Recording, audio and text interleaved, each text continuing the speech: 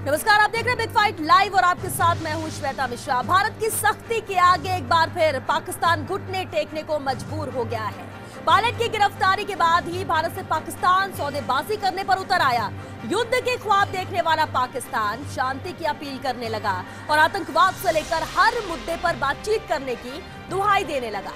लेकिन भारत के मजबूत इरादों के आगे नापाक पाकिस्तान का कोई भी पैतरा काम नहीं आया। भारत की कूटनीति में लगातार पाकिस्तान उलझता गया और आखिरकार उसे घुटने टेकने पड़े। कभी युद्ध और कार्रवाई की धमकी देने वाला पाकिस्तान बिना शर्त पायलट अभिनंदन को रिहा करने की बात करने लगा।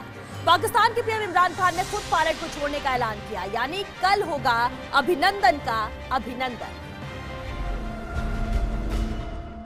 हिंदुस्तान का पायलट हमने पकड़ा हुआ है।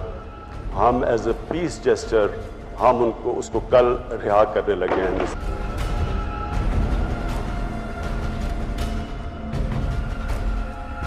तो अभी एक पायलट प्रोजेक्ट हो गया, अभी रियल करना है, पहले तो प्रैक्टिस थी।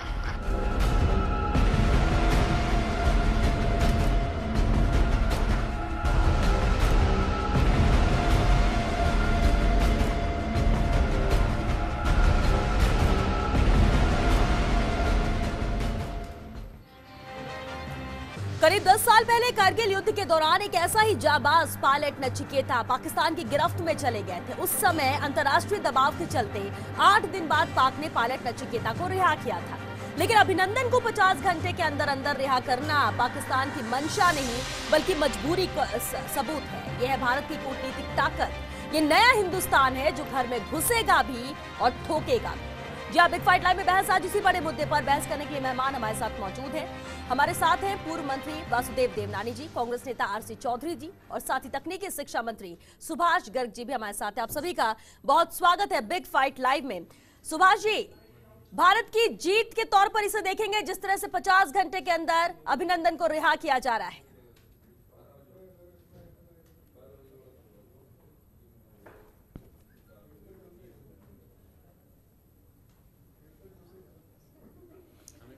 देखिए, आपने कहा था कि ये एक नया हिंदुस्तान है जी। मैं इस रूप में नहीं, 71 में भी हम एक देख चुके हैं जब पूर्व प्रधानमंत्री इंदिरा गांधी ने इसी पाकिस्तान से बांग्लादेश को अलग करके एक इतिहास जो है विश्व में रचा था जी। उसी तरह से मैं भी इस कार्रवाई की भारतीय वायुसेना की कार्रवाई को सलाम करता हूं और निश्चित रूप से मुझे कम से कम भारतीय सेना पे बहुत गर्व है कि उन्होंने पाकिस्तान को जो आतंकवाद को प्रोत्साहित कर रहा था उसको मुंह तोड़ जवाब दिया। और ये हमारी भारतीय सेना की जीत है और पूरा देश भारतीय सेना के साथ है, सरकार के साथ है, पूरा विपक्ष उसके साथ है। इसके साथ कोई भी आदमी किसी भी तरह का जो है समझौता नहीं कर सकता और मैं भारतीय सेना की इस कार्रवाई पर अपने आप को बड़ा गौरवान्वित महसूस करता हूं। चलिए, बिल्कुल पूरा देश गौरवान्वित महसूस कर रहा है। सुभाष जी, हमारे साथ रक्षा विशेषज्ञ रिटायर्ड ब्रिगेडियर भगवान सिंह जी भी जुड़ गए। भगवान जी, स्वागत है आपका। सर, कितनी बड़ी जीत इसे भारत के लिए आप मानते हैं? जिस तरह से 50 घंटे के अंदर अब इमरान खान या पाकिस्तान की बात करें उसकी भाषा ही बदल गई, कल रिहा किया जा रहा है अभिनंदन को। देखिए, हमारी जीत तो जो वायुसेना ने जो जीत हासिल की है, असल जीत तो वो है कि उन्होंने पिछले तकरीबन 50 साल के बाद में पहली बार केवल एलसी क्रॉस नहीं किया, इंटरनेशनल बॉर्डर भी क्रॉस करके पाकिस्तान के जो हार्ट ऑफ पाकिस्तान में स्ट्राइक की है जी। और वो स्ट्राइक बड़ी एक्यूरेट और बिल्कुल एज पर प्लान बड़ी प्रोफेशनल तरीके से परफेक्ट की है। तो ये एक हमारी जीत समझ सकते हैं हम बहुत। दूसरा, जो ये पायलट को अभिनंदन जी को जो वापस करने का है, ये तो कोई ना तो पाकिस्तान ने कोई फेवर किया है, ये एक लड़ाई का हिस्सा है कि लड़ाई में कोई भी लड़ाई करते हैं तो उसमें प्रिजनर ऑफ वॉर होते हैं और प्रिजनर वॉर के लिए एक प्रोटोकॉल बना हुआ है। जेनेवा कन्वेंशन के मुताबिक उनको प्रॉपर तरीके से ट्रीट किया जाता है और फिर जो उनका पेरेंट कंट्री है उसमें वापस लौटाया जाता है बाइज्जत। तो इसलिए ये पाकिस्तान ने अपना फर्ज निभाया, जो उनका फर्ज था, उनकी ड्यूटी थी, उनकी रिस्पॉन्सिबिलिटी थी।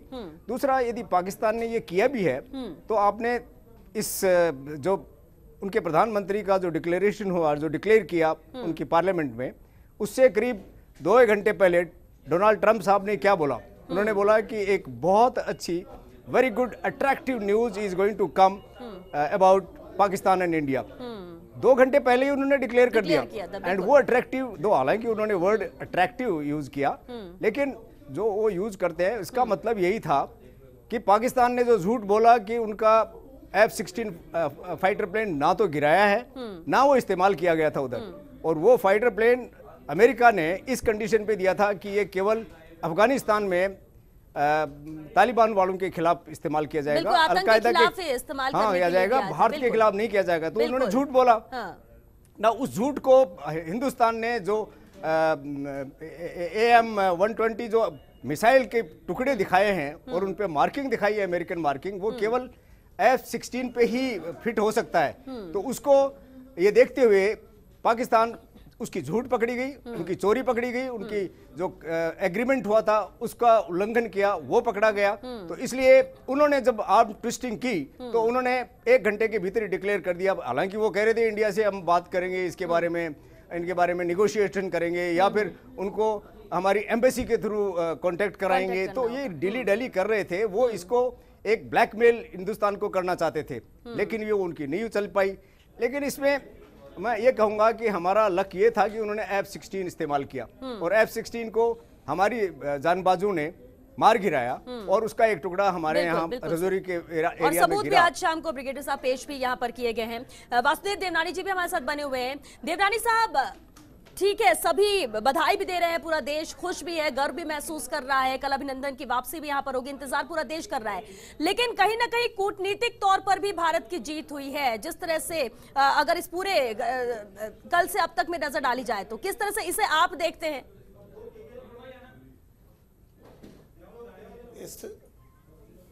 इस पूरे जो अपना गौरवमयी हुआ है विषय, उसमें निश्चित भारत कूटनीतिक विजय प्राप्त हुई है। ये हमारे प्रधानमंत्री माननीय मोदी जी, हमारे विदेश मंत्री सुषमा स्वराज की जो पिछले वर्षों से कूटनीतिक सारे राज्य देशों का उन्होंने जो दौरे किए, उनको कहा और उनके साथ संपर्क संबंध किए, आज आतंकवाद के खिलाफ अमेरिका, फ्रांस, ब्रिटेन, यहाँ तक चीन तक भी भारत के साथ आया है और 45 से ज्यादा देश इसके साथ जुड़े। ये बहुत बड़ी कूटनीतिक विजय है। इसके लिए निश्चित रूप से हमारे देश के, जहां हमने सेना को बधाई दे रहे हैं, लेकिन सेना के साथ साथ हमारे देश के प्रधानमंत्री मोदी जी भी बधाई के पात्र हैं, जिन्होंने इस तरह से कूटनीतिक स्थिति पैदा की कि सारे देश आतंकवाद के खिलाफ खड़े हुए और आतंकवाद के खिलाफ के साथ साथ पाकिस्तान के प्रधानमंत्री को मजबूर किया कि वह हमारे अभिनंदन को 48 घंटे 50 घंटे के अंदर ही रिहा करने की उसको घोषणा करनी पड़ी। पिछली बार ध्यान है कि 8 दिन के बाद भी बड़े दबाव के बाद उसने यहाँ पे रिहा किया था, लेकिन ये पहली बार है कि 50 घंटे के अंदर रिहा करना पड़ा। पाकिस्तान को मुंह की खानी पड़ी है, सारा विश्व उसके खिलाफ खड़ा है। यह जो स्थिति पैदा हुई, निश्चित रूप से भारत की ये कूटनीतिक विजय है। इसके लिए निश्चित रूप से हम सब इनको बधाई, भारत सरकार को, दूसरे देशों का साथ आना, बिल्कुल ये बड़ी कूटनीतिक जीत है। चौधरी साहब, सेना के साथ साथ प्रधानमंत्री को भी बधाई देंगे आप? श्वेता, इस मुल्क के सशस्त्र सेना बल, जब जब इस मुल्क की तरफ किसी भी देश ने अगर आंख उठाने की कोशिश की है, उसका माकूल जवाब दिया है। इसी भारत की सेना ने दुनिया का भूगोल बदला है। इसी भारत की सेना ने 93,000 सैनिकों का आत्मसमर्पण करवाया है। इस भारत की सशस्त्र सेना पे इस मुल्क की 132 करोड़ आबादी फख्र करती है। इस मुल्क की 132 करोड़ आबादी जब 16 फरवरी को, जब 26 फरवरी को जब उन्होंने ये स्ट्राइक किया, पूरा मुल्क उनके साथ में खड़ा था। जब हमारे 40 सैनिकों की शहादत हुई, पूरा मुल्क व्यथित था। वो कहीं फोटोशूट पे कहीं बिजी नहीं था, ना किसी दूसरे काम में था। जब 3:14 पे आप जैसे स्टूडियो पे जब टीवी पे जब ब्लिंक किया, पूरा मुल्क उनके साथ में खड़ा था। हम सैनिकों की शहादत के पीछे उसकी परछाई में खड़े होकर स्वार्थ की राजनीति नहीं करना चाहते। इस मुल्क ने पिछले 5 साल के अंदर बिना युद्ध के करीब कश्मीर के अंदर 488 जवानों की शहादत दी है। आज हमारी जो लड़ाई थी वो आतंकवाद के खिलाफ थी। आज हम अगर कूटनीतिक रूप से सफल होते हैं तो मसूद अजहर अंतर्राष्ट्रीय आतंकवादी घोषित होना चाहिए।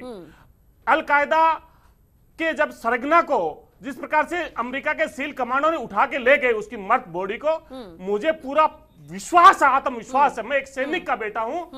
ऐसे जाबाज इस सेना के अंदर लोग हैं, मसूद अजहर को जिंदा पकड़ के यहां पे ला सकते हैं। जरूरी है यहां पे ऐसे दहशतगर्द पैदा करने वाले। बिल्कुल, ये लड़ाई जारी भी है चौधरी साहब, ये लड़ाई जारी भी है, आतंक के खिलाफ तो लड़ाई जारी है। बिल्कुल बिल्कुल, यूएन की सुरक्षा काउंसिल के अंदर क्या चाइना इस पे मायने रखता है? चौधरी साहब मायने रखता है, दूसरे देशों का साथ आना, चीन का भी इसी फेवर में बोलना, ये मायने रखता है। सुभाष जी, अभी तक चीन पाकिस्तान की भाषा बोलता था, भले ही बाकी सब देश भारत के साथ आए, लेकिन चीन ने कभी ये बात नहीं कही प्रत्यक्ष तौर से। लेकिन चीन का भी साथ आना, और उसके बाद बड़ी चीज है कि डोनाल्ड ट्रंप ने जो कहा है वो होता भी गया है, और आज भी पहले ही इन्होंने ये कह दिया था कि अच्छी खबर आएगी, और वो आई।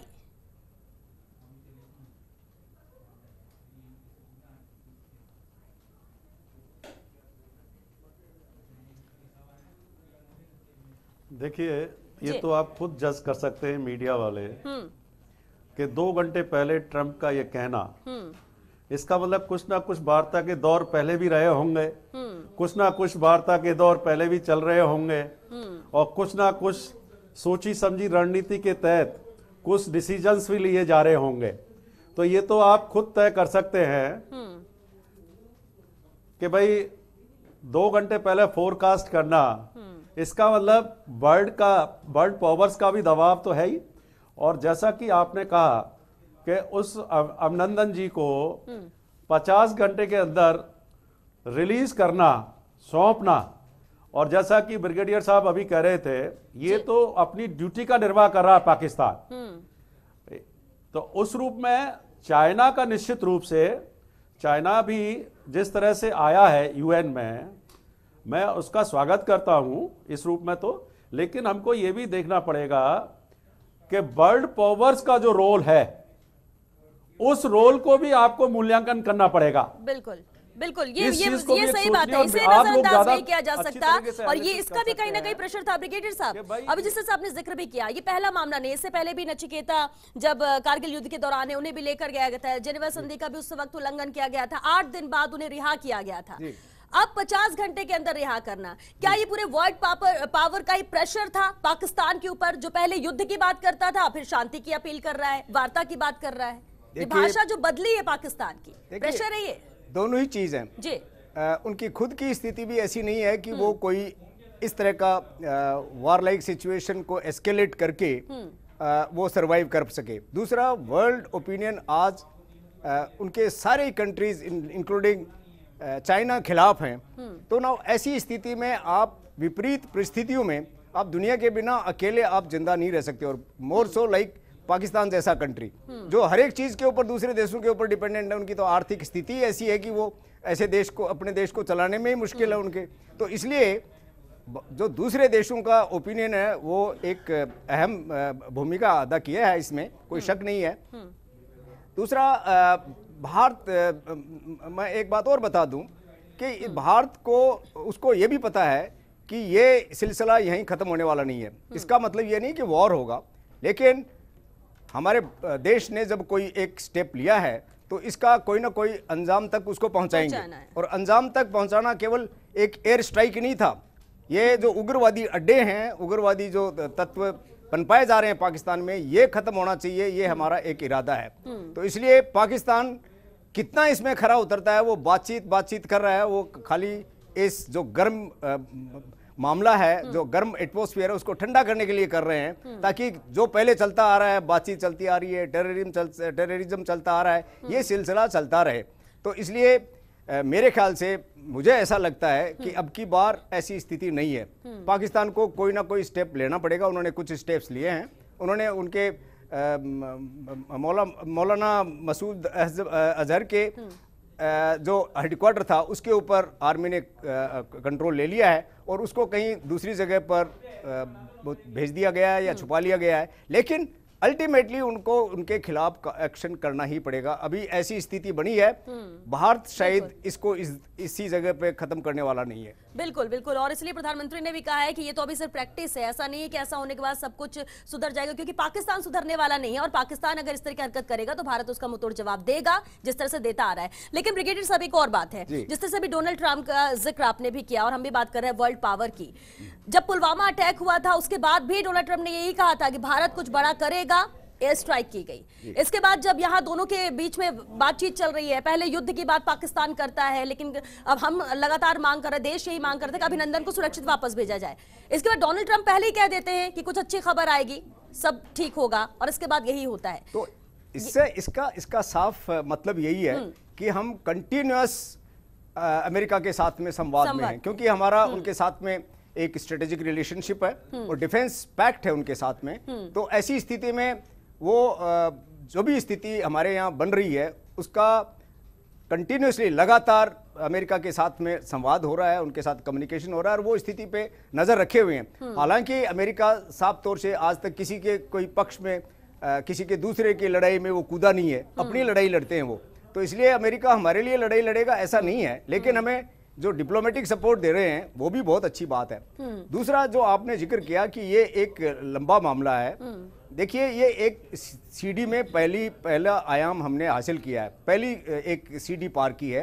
एक सीरीज ऑफ सीडीज पार करनी पड़ेंगे यदि हमको पाकिस्तान में उग्रवाद को खत्म करना है। तो आपको मैं याद दिला दूं कि अमेरिका ने अलकायदा को खत्म करने के लिए अफगानिस्तान में 400 सोटीज उड़ानी पड़ी थी, स्ट्राइक करनी पड़ी थी, 400 एयर स्ट्राइक्स करनी पड़ी, तब जाके वो कंट्रोल में हुए थे। तो हमने तो एक ही की है अभी।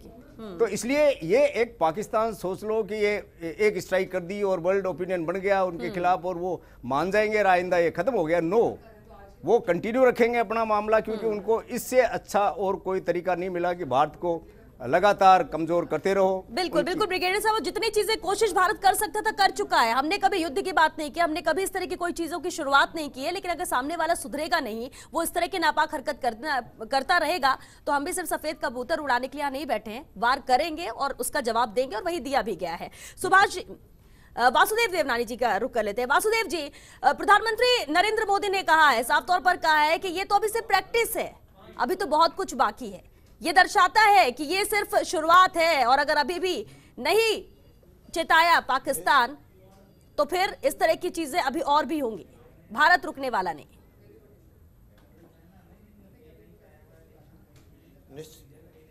निश्चित रूप से प्रधानमंत्री ने जो कहा है वह सारे इस देश की आवाज है।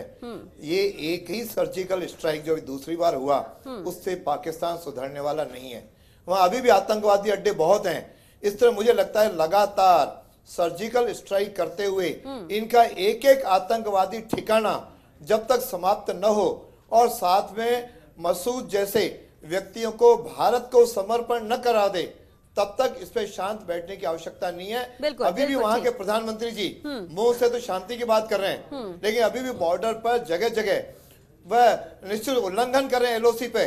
इस तरह से दोनों हाथ बातें बिल्कुल, क्योंकि पाकिस्तान इसलिए भी नहीं सुधर सकता सर कि 30 से ज्यादा तो सीजफायर का उल्लंघन वो 2-3 दिनों में ही कर चुका है, और ऐसे में वो हरकत से बाज आने वाला नहीं है अब, क्योंकि वक्त भी खत्म हो रहा है। सुभाष जी, आतंक और अमन साथ साथ कैसे चल सकते हैं? जिस तरह से बार बार बात अपनी पाकिस्तान बदल रहा है, इमरान खान कभी कुछ कहते हैं और उसके बाद कुछ कहते हैं, आतंक और अमन साथ साथ तो नहीं चल सकते।